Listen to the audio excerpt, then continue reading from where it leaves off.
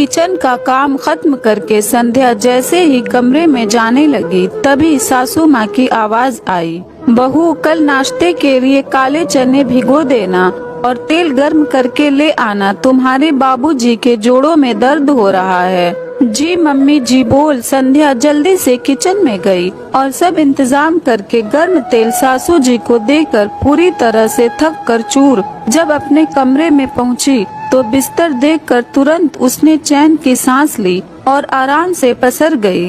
बगल में पति गौरव और 2 साल की रूही भी सो चुके थे। नींद के आगोश में संध्या को अपने बदन पर गौरव का हाथ स्पर्श हुआ। शरीर और मन से सभी लोगों को खुश रखने की जिम्मेदारी ले रखी है सिवाय मेरे।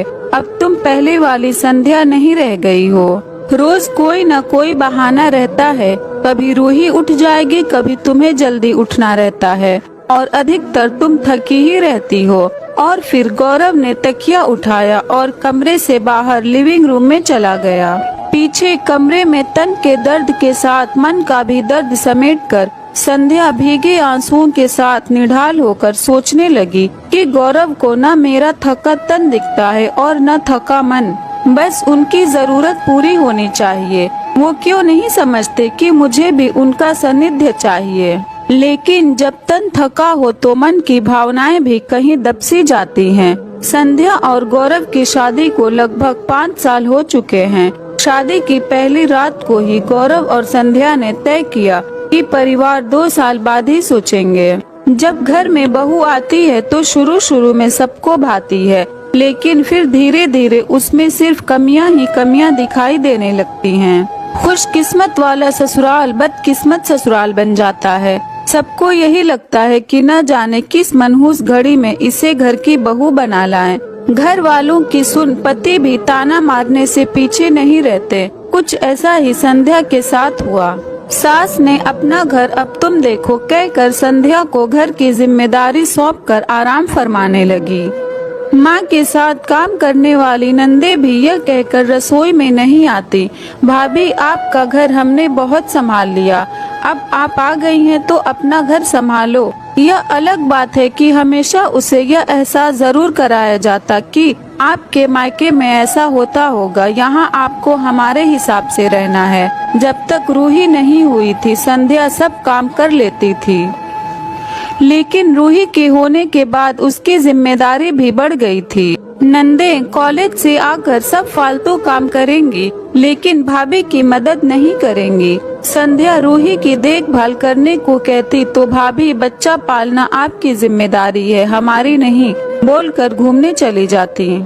संध्या गौरव से कहती तो वो भी टिपिकल पति की तरह, तुम कुछ नया नहीं कर रही हो, सभी औरतें यही करती हैं। सुबह 5 बजे से उठी संध्या को पता भी नहीं चलता कब रात के 11 बज जाते। सबकी फरमाइश, मेहमानों की आवभगत, सासू जी की भजन मंडली, सखियों और ससुर जी के दोस्तों को चाय नाश्ता, बेटी रूही के शैतानी के पीछे पीछे भागती संध्या बहुत थक जाती। और जब गौरव आते तो उसे थकी हारी संध्या मिलती। बहू आज चाय नाश्ता मिलेगा या उपवास करवाओगी? भाभी कॉलेज के लिए लेट हो रहा, मम्मा भूख लगी है, दूध दे दो ना। लेकिन संध्या बेसुध पड़ी थी। इतनी आवाजें देने पर भी जब संध्या बाहर नहीं आई और रूही की रोने की आवाज सुन गौरव किसी अनहोनी की आशंका से कमरे की तरफ भागा तो देखा संध्या का पूरा बदन जल रहा था और उसे होश भी नहीं था। उसने चिल्लाकर अपनी बहनों को बुलाया और रूही को देखने बोल उसने लेडी डॉक्टर को फोन करके घर बुलाया। डॉक्टर ने आकर इंजेक्शन दिया और फिर संध्या को अच्छे से एग्जामिन करने को कुछ टेस्ट बोला और गौरव से पूछा, क्या आपकी पत्नी को कोई मानसिक तकलीफ है? मानसिक तकलीफ संध्या को नहीं डॉक्टर, संध्या को कोई भी मानसिक तकलीफ नहीं थी और अगर होती तो अपनी बात को बीच में ही रोक दिया और अपने रात के व्यवहार को याद कर खुद ही शर्मिंदा हो गया। गौरव जी, लगता है आपकी पत्नी जरूरत से ज्यादा जिम्मेदारी निभाती हैं, जो शायद इनके मानसिक तनाव का कारण हो सकता है।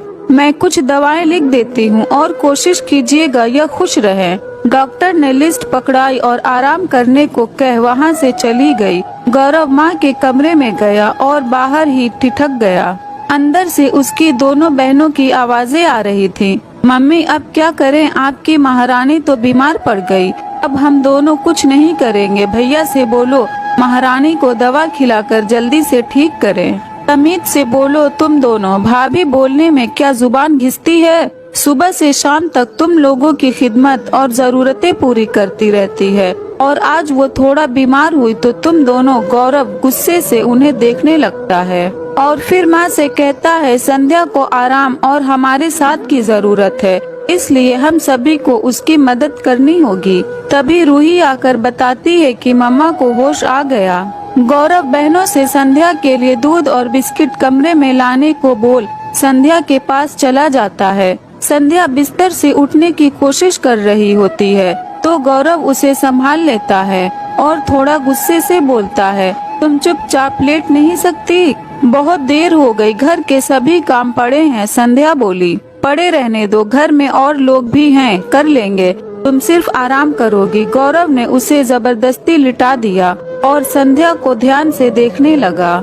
इन 5 सालों में उसकी संध्या सचमुच खो गई। सबको खुश रखना इसकी जिम्मेदारी थी, लेकिन संध्या को खुश रखने की जिम्मेदारी किसकी थी? उसकी।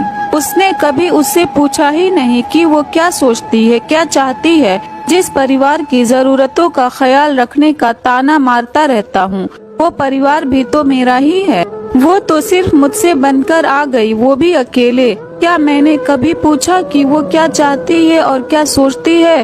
हमेशा बस अपना हक दिखाया, लेकिन कभी उसे यह हक नहीं दिया कि वो अपने भी मर्जी बता सके।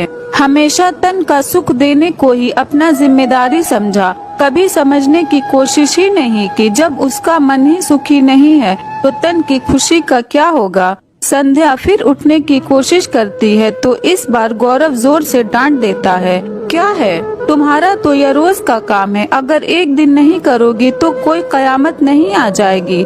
आज से तुम घर का काम अकेले नहीं करोगी। यह दोनों जो दिन भर खाली बैठी रहती हैं, आज से घर के कामों में मदद करेंगी। और भाभी क्या करेंगी? बहनें बोली, भाभी सिर्फ आराम करेंगी और रूही और मेरे साथ घूमने जाएंगी। आज से नहीं, अभी से मैं वादा करता हूँ कि तुम्हारी खुशियों का ख्याल रखूंगा। और तुम भी हक से बोलोगी कि आज तुम्हारा काम करने का मन नहीं है। आज संध्या का मन गौरव की बात से खिल उठा और वो उसके आगोश में लिपट गई। पति अक्सर शिकायत करते हैं कि पत्नी उन्हें नजरअंदाज करती हैं, लेकिन वो भूल जाते हैं कि इसके लिए भी उनका परिवार और बहुत हद तक वही जिम्मेदार होते हैं। जो सबका ख्याल रखती है उसका ख्याल कोई नहीं रखता। अगर ये स्टोरी आपको अच्छी लगी तो इस वीडियो को लाइक करें और नए हैं तो हमारे चैनल को भी सब्सक्राइब करें।